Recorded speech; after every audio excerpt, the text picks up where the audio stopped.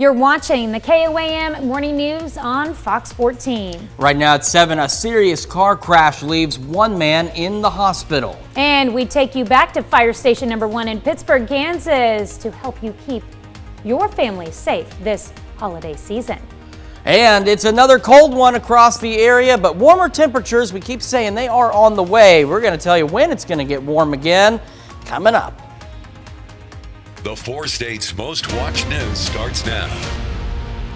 Thanks for joining us for the KOAM Morning News on Fox 14. I'm Tanya Bach. A car overturns and ejects the driver just outside of Racine on Monday afternoon. A 2002 Ford Ranger driven by George Todd of Racine traveled off the left side of the road and struck a bridge. The impact ejected the driver from the vehicle. The crash happened 2 miles south of Racine on Highway CC. Todd was taken to Freeman Hospital in Joplin with serious injuries. Police say the driver of a commercial tow truck died yesterday when the truck rolled over along I-44 near Joplin's Rangeline exit. No other vehicles were involved and no one else was hurt. Police plan to release more details today. A SWAT team surrounded a home in West Joplin yesterday. Law officers had been at a home on the 1800 block of Joplin's West 21st Street. It's in the neighborhood of Cecil Floyd Elementary School. Joplin Assistant Police Chief Brian Lewis tells us a man charged with first-degree domestic assault charges had returned to the home. Incident began about 1 o'clock and officers were still on the scene into the evening. They've entered the home and they are searching inside to determine whether the suspect is inside.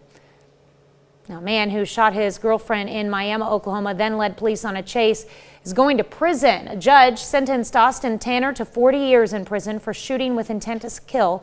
However, all but 15 years of that sentence is suspended. He also gets 5 years for eluding police. Authorities say in August of 2020, police investigated a domestic argument at a home on J Street Northwest in Miami.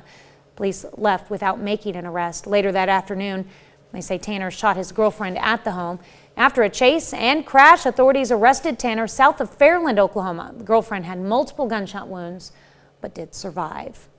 Well, Thanksgiving is almost here. People will start preparing their turkeys to be cooked. KOAM's Yana Dula joins us live to talk about safety while cooking. Good morning, Yana. Good morning, Tanya, and thank you very much. We're live here in Pittsburgh at Fire Station 1. It's always safe and important to keep safety tips in your mind when you're deep frying your turkeys. This house fire in Massachusetts was caused by someone deep frying their turkey in 2020. A simple mistake of cooking a frozen turkey can be a dangerous start for Thanksgiving. Thawing your turkey days ahead is crucial to prevent an explosion happening. If you're using a turkey fryer, make sure you use that fryer outside of the home. That means not in your garage, not on the porch. Also, make sure you start with a thoroughly thawed turkey and never overfill or overheat the oil in that turkey fryer. Fleming says that an average of 1,700 cooking fires happen during Thanksgiving, which is 3 times more than any other day during the year. And earlier we just saw a demonstration how also you will not want to cook your turkey without preparing it for Thanksgiving. We will see that also in a little bit. We will look at that again and we'll talk about the safety tips again. So please stay with us, keep watching us. I'm live in Pittsburgh, Yana Haudala, KOAM News. After watching that demonstration, it was very clear that you need to be frying your turkey outside and the importance of thawing it ahead of time. Oh my goodness, yes. Oh, speaking of that, did Chef Anthony talk about the length of time that you needed to thaw your turkey? Yes, he said that about 6 days. There is every pound you have, that how many days you have to thaw it, but he said 6 days generally. So if you do want to cook your turkey on Thanksgiving, he said start now. So don't wait until next week. Start planning right now. That's right. All right, thank you so much, and we'll check back in with you in a few minutes. Thanks, Yana. Well, if you're planning to travel over the Thanksgiving weekend, be ready for the roads to be busy. AAA expects nearly 55 million people to travel at least 50 miles or more that weekend. That puts it on track to be the 3rd busiest year for Thanksgiving travel, though it's not quite at pre-pandemic levels. Representative with the Missouri Travel Center expects to see plenty of travelers in Southwest Missouri. it's been kind of gradually getting back to normal, and I feel like we are back to normal. I mean, even right now, like at this time of day, it's like very heavy out there. A lot of packs are traveling, and try not to travel in packs. Like, get away from the packs and you'll stay out of wrecks. AAA also reports a rise in alternative modes of transportation such as trains and cruise ships. 100 Women Who Care in Jasper and Newton County today presented a donation of $3,200 to the MLV Foundation. My Limitless Vision Foundation is an organization aimed to connect the visually impaired and blind in order to enhance lives, encourage independence, and expand awareness in the four-state area. Funds from the donation will be used to provide needed transportation to their events for their clients. Transportation is a huge issue for the blind and visually impaired, who are a very isolated group. They have to rely on other people to get them around to places and to all the different events and stuff that we host and produce. Break.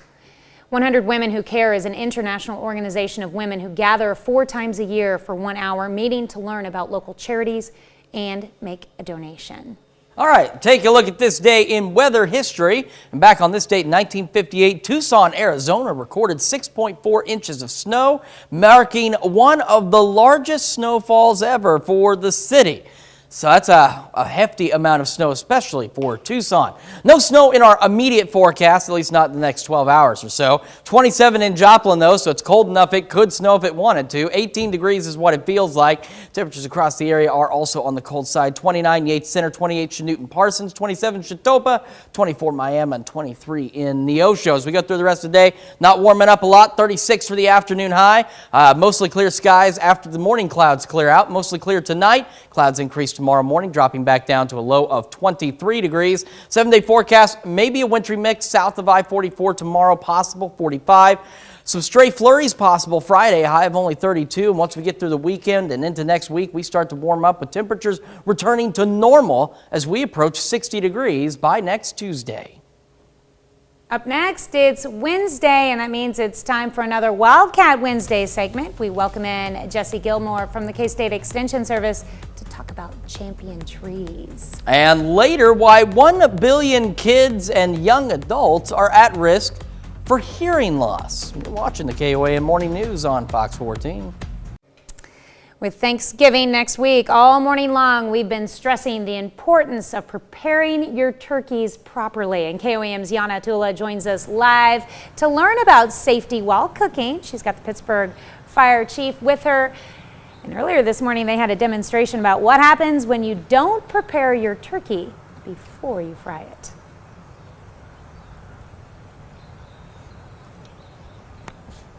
Thank you, Tanya, and good morning, everyone. We're live here in Pittsburgh at the Fire Station 1. I'm here with the new Fire Chief, Taylor Cerny. Thank you for being here with us. Thanks for being here.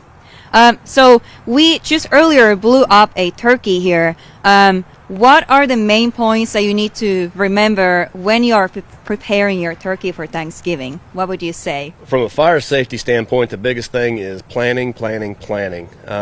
Plan ahead. Be sure and have your bird thawed out completely before you plan to cook it. Give yourself plenty of time to heat your oil up slowly and correctly, and make sure it's at the right temperature, not too hot.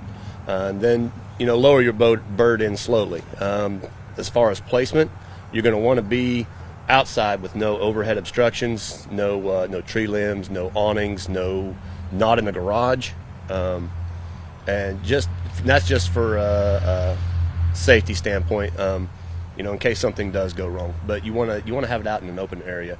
Concrete is obviously the best place, but a trimmed yard out in the grass is okay as well.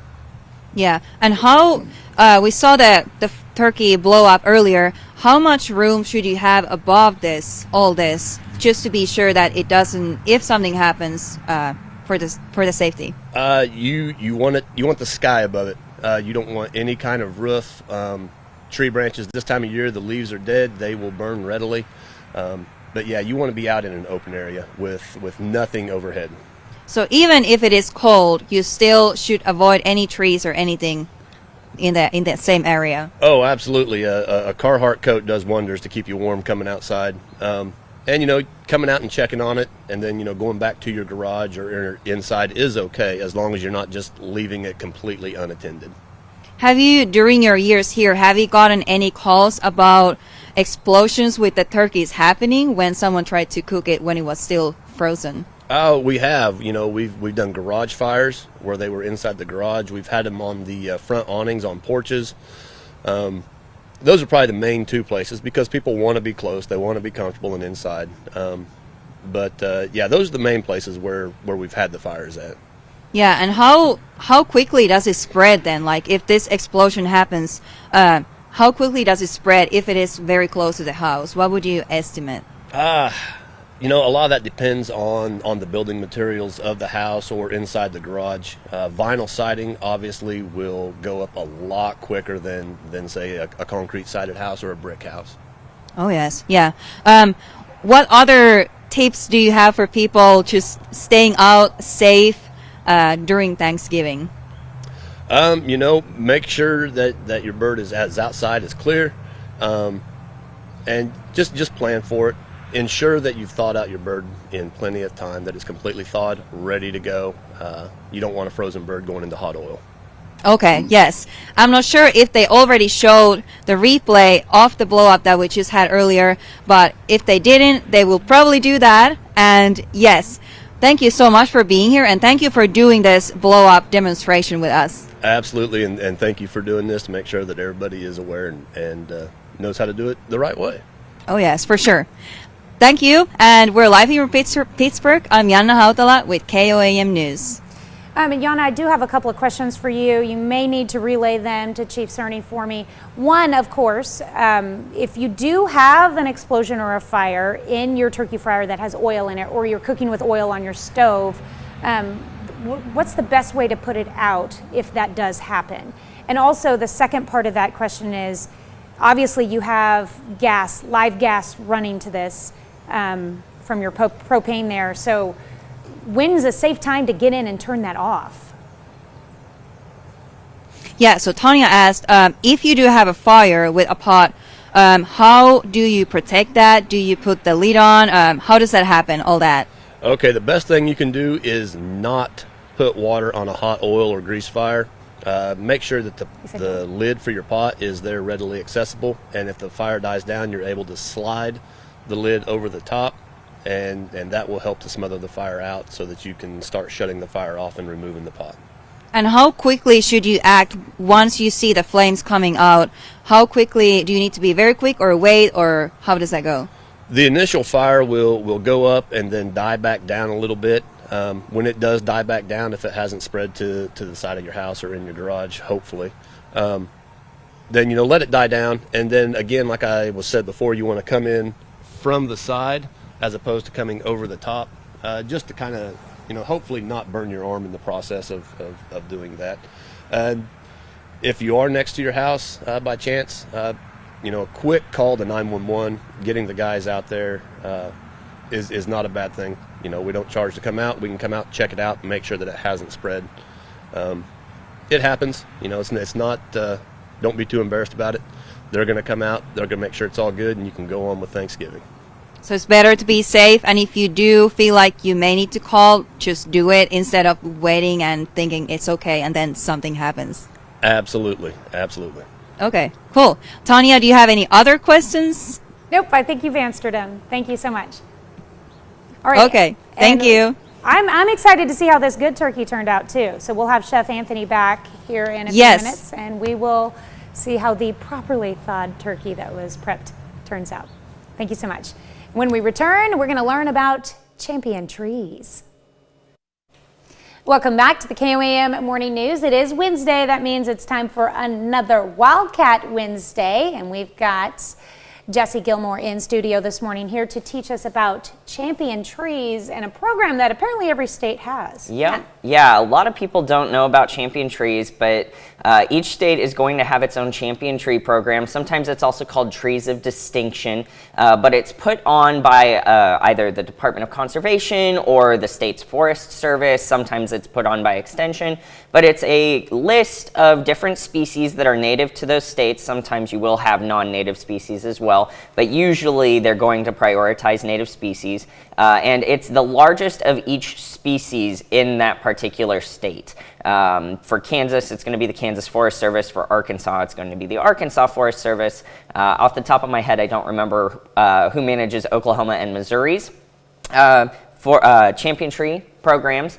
but you have a standardized formula that you measure each species for, and then the tree is measured in circumference, in height, and in crown spread, and then they're all compared against each other, and the one with the most points is the current state champion. So how many species are on the Kansas program? On the Kansas program, there's about 140 different species. There's a lot of oaks, a lot of maples. In southeastern Kansas, we have 6 state champions. We've got the water oak on Pitt State's campus. We've got the eastern red cedar in Wilson County. There's a shellbark hickory, and now an Osage orange in Labette County. So wait a minute, where's the one on the Pitt State campus? It is going to be right south of the Union, there in the quad. And it's a water oak? Yep, a water oak. Oaks are pretty hard to determine the exact species of if you're not familiar with oaks, because there's over 1,000 different species of oaks. And that's the largest water oak in the state of Kansas? Largest water oak in the state of Reported. Kansas. Yep. Yeah, and that's part of the problem with Champion Tree Program is we depend so much on the public to nominate trees or to have people come out and measure trees. When you're getting an idea of whether or not your tree might be a champion tree, circumference of the trunk is the most important measurement, because each additional inch of circumference is going to be an additional point in the formula. Height is 1 point for every foot of height, so it's not as important. And then crown spread is the average crown spread in 2 different directions, and you divide that by 4. So that's the least important. It doesn't need to be as wide. The size of the trunk is what matters most. But we nominated an Osage orange in Parsons, and it ended up being about 21.5 feet around, 63 feet tall, and had a crown spread of about 84 feet. Oh, wow. So that's a good idea of what you can expect in the Champion Tree Program. And obviously each species is going to be slightly different. Some species don't get nearly that big, but the list can be found on the Kansas Forest Service's website, and you can compare your species of trees against the state champion to see how your trees kind of stack up. That's really cool. All right, so definitely if you've got a tree that you think should be nominated, and I want to go check out this one. I think I know exactly which tree you're talking about, though, this water oak on the Pitt State campus. Yep. That's really cool. All right. Well, thank you so much for joining in. Yeah, no problem. And if anyone wants to nominate, they can just get in touch with their extension office. All right, sounds like a plan. We'll be right back. In Health Watch this morning, more than 1 billion teens and young people are at risk of losing their hearing because they use headphones and earbuds and go to loud concerts. Researchers looked at data from several studies around the world involving people ages 12 to 34 years old who are considered most vulnerable. Data suggests young people often choose volumes as high as 105 decibels, far higher than safe levels of 75 to 80 decibels. We've got a cold one in store for us today. It's looking pretty good though. The sunshine, everything makes it look warm, but it is not warm. It's 27 in Joplin, feeling like 18 degrees. So if you can stay inside where it is warm, I suggest you do so. 29 Yates Center, 28 Chanute and Parsons, 29 Independence, 24 in Miami, 23 Neosho, a little chillier down in Anderson where they're sitting at 20 this morning.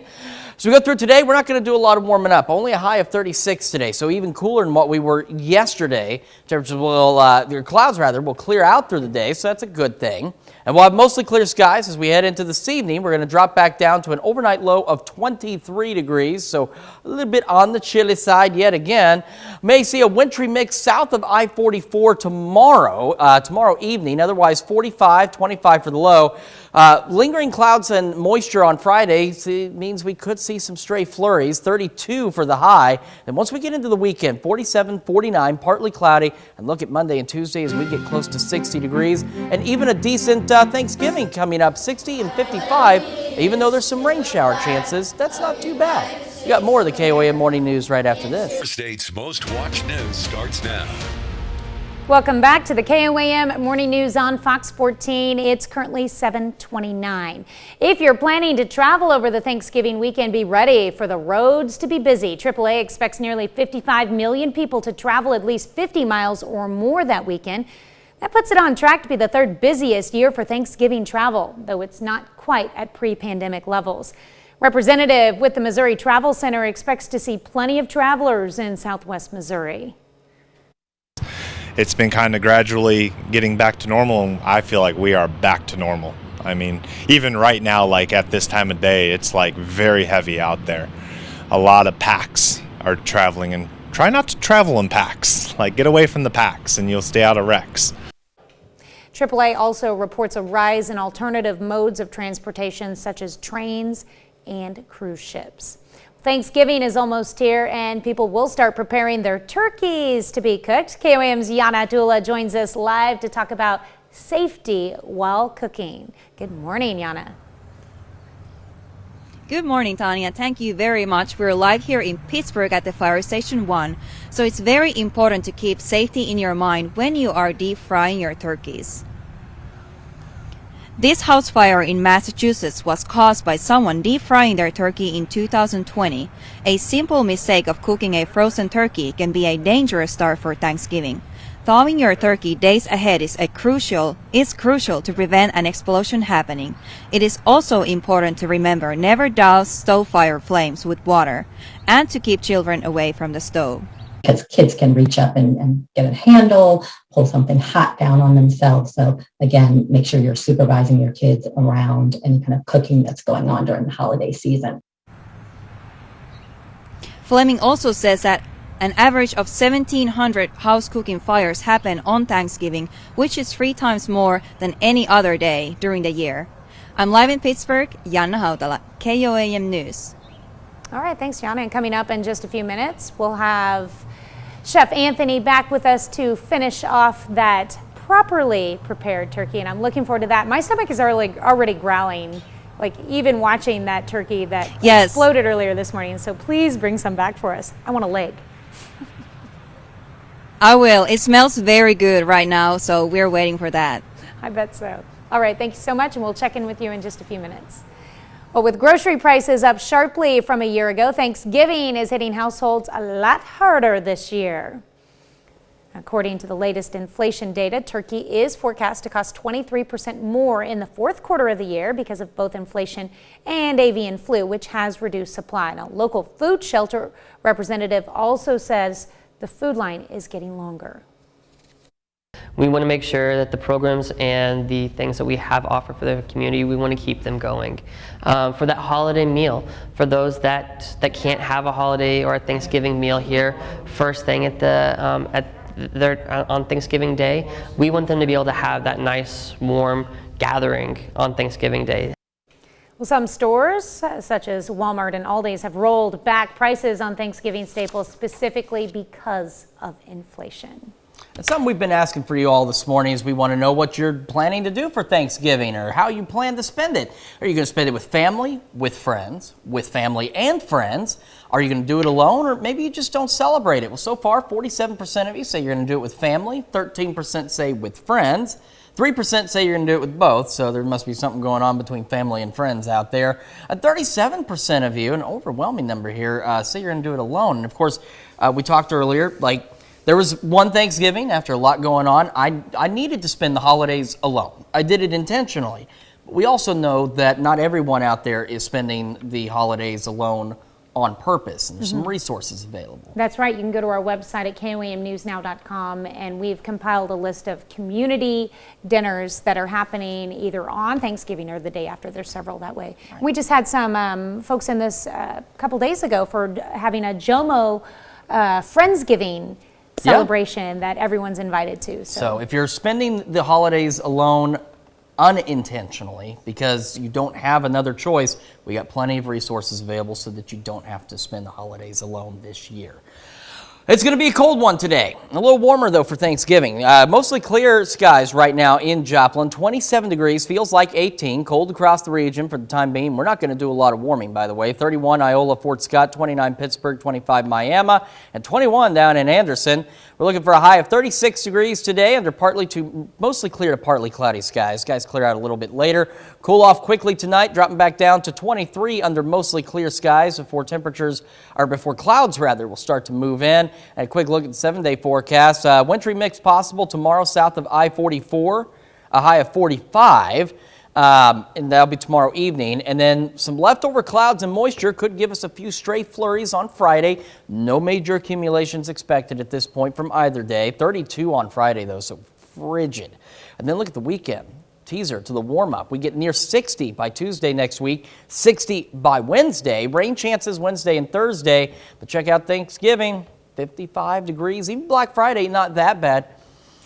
45 degrees on Friday, partly cloudy, so for your Black Friday, not bad. Take a look at these overnight lows as well. I mean, they get absolutely cold the next few nights, because here's the deal. I want to remind folks, too, you know, some of these highs that we've been looking at over the last week or two, those are what our lows are supposed to be this time of year.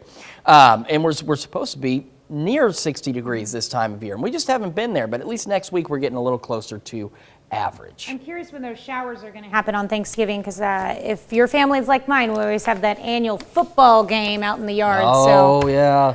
If it's going to rain, I want it to be later so that we can make it happen and it won't be muddy. Well, as we get closer, we will keep you updated on that. Make sure you can plan your day accordingly. There you go. And we'll be right back right after this. Well, Thanksgiving is nearly here, and it's time to start preparing your turkeys, man, if you prepare to fry them. And KOAM's Yana Dula joins us live with Chef Anthony Fisher to show us how to properly prepare and fry a turkey. I'm fashionably late. Just in time. Thank you. We're live here in Pittsburgh at the Fire Station 1 with Chef Anthony Fisher from the Pittsburgh High School. Thank you. Good morning. How are being we here. doing? I'm happy to be here. How does it smell? Oh, it smells wonderful. I wish we had smell-o-vision, Yeah. because everybody needs to smell this beautifulness, and we're going to take it out. Oh, yes. Yeah. So this is a turkey that you prepared over an hour ago, Yes. and now it has been frying here for about how long? I'd say just a little over an hour and 20 minutes, hour and 30 minutes. Yeah, and it should be ready. At least it smells very good. So we're going to take a look at that turkey right here. Oh, it looks nice. Yeah, great. Wow. And the color is very nice, too. Yes, it is. So, now that our turkey's all done, two things we want to remember before we do anything is the plastic that holds the legs together, take that off. Check for the pop-out thermometer, take it out. You don't want to put those in there inside your deep fryer because they are plastic, they will melt. And then you're going to eat that. Yes, you're going to end up eating that and you're going to be very unhappy with it. But we've injected this turkey with quite a bit of goodness, and if you're ready, I know this is going to break some hearts in the studio, but make sure you cook your turkey to 165 to 170 degrees.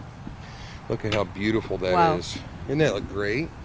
Okay, and I'll let you. You told me not to have my glove on, so. Let you have the first taste. Do we Go right ahead, just take it. Okay. Take away with it. Is it hot? It's too hot to eat? Oh, no, it's good. It's nice. How does it taste? Wonderful. Absolutely wonderful. Nice and buttery. Little hint of garlic. This is perfect. It's great, isn't it? This is why we need to develop smell-o-vision. So, but these are a wonderful way to do your turkey. It's a great opportunity to do something, and it can be a family experience if you take the necessary safety precautions to do it. We showed earlier what can happen if you do it wrong. So take your time, do it the right way, have fun, be safe, and just enjoy it all. So this is great stuff. Absolutely great stuff. Yeah, I have to say this is the perfect turkey. Where I'm from, we don't really celebrate Thanksgiving at home in Finland, but so I have not eaten a lot of turkey in my life, but this is the best one I ever eaten. Well, good. I have to say that. I'm very glad to hear that. It is so good. Turkey's the best thing around this time of the year, and everybody, it goes with this. But then it also comes back to the fundamentals of what I teach in the class. Family, friends, food, memories. You do this and you create the memories for it, and now you're going to have a memory for later on. You're like, one time this crazy guy from a high school deep fried a turkey in front of me, and it was so good. And we also saw what happens if you don't prepare it correct. So what are the tips that if you go over those tips again, what not to do or what to do? I suggest that you be careful of your seasoning blends. If you're going to put seasoning on the outside of it, make sure that they don't have sugar in it, because the sugar will burn instantly. Make sure your turkey is completely thawed. Use an injector. Inject lots of flavors inside of it, melted butter, seasonings, whatever you want to be inside of your turkey, and monitor your temperature really closely and cook it to at least 165 to 170 degrees. Okay. Do you have any other tips? When do people need to start thawing their turkeys? I would start now. Thanksgiving being next Thursday, I would have that thing in the refrigerator now. That way it has plenty of time to thaw. Make sure that it's all the way thawed before you start doing it the night before. That way in the morning when you get up and you're ready to do this, you don't have to worry about ice inside of it. And massage your turkey. Just feel the turkey. Massage the muscles of the turkey. Feel for anything hard. You'll know the difference between bone and frozen turkey. So be on time. Start preparing now. Do not start right at the last minute, because then you will cause an explosion that we earlier saw. You can see that on our website, KOAMnewsnow.com. And thank you so much for joining us. Of course. I'm happy to be here. Yeah, thank you. We're live in Pittsburgh. I'm Janna Hautala with KOAM News. All right, thank you so much, Yana, and thank you, Chef Anthony. And if you would, Yana, invite him to join in on our KOAM family Thanksgiving dinner that we're preparing for next Wednesday. Let him know that I'll be making the turkey, so he won't have to bring that. Oh, Tanya's going to make a turkey next Wednesday, so you don't have to do it. Oh, I'm so happy to hear that. I'll bring some maple garlic with roasted sweet potatoes with maybe some hot honey. That's a plan. Good. So Tanya, be prepared. That sounds delicious. We're going to have a feast. It's going to be and so Tanya, great. I'm sorry, the turkey was so good, we ate it all. No, there better be some. Yana, grab a leg. Grab a leg right now. Okay. I will bring some turkey to the station. All right, I better let you go. We're running out of time. We'll see you back here at the station, and we'll see you next week, Chef Anthony. Thank you. We'll be right back. We've had a pretty cold start to the day this morning. We're not going to really warm up a lot either. A high of only 36 degrees. Clouds clearing out. We'll be left with mostly clear skies this afternoon and evening, and we will remain mostly clear as we head into the overnight hours. And I've had to say this before. This is not being lazy. This is simply what we're looking at. We're going to level out about 23 degrees tonight under mostly clear skies. And as we head towards sunrise, we're going to see clouds increase. And then by tomorrow evening, we could see a wintry mix south of I-44. Not expecting major accumulations or anything, but there's that possibility. 45 for the high, 25 for the low. And then 32 on Friday. So lingering moisture and clouds from this system could spit out some flurries on us on Friday because it's going to be downright cold. 20 for the low, but check out the weekend. Not super warm, but better. 47 on Saturday, 49 on Sunday. As we head into next week, temperatures begin to return to normal as we get closer to 60 degrees. Maybe some rain showers Wednesday and on Turkey Day itself, but otherwise temperatures looking pretty good. We're going to be back with more after this, but first a quick look at market prices before the opening bell.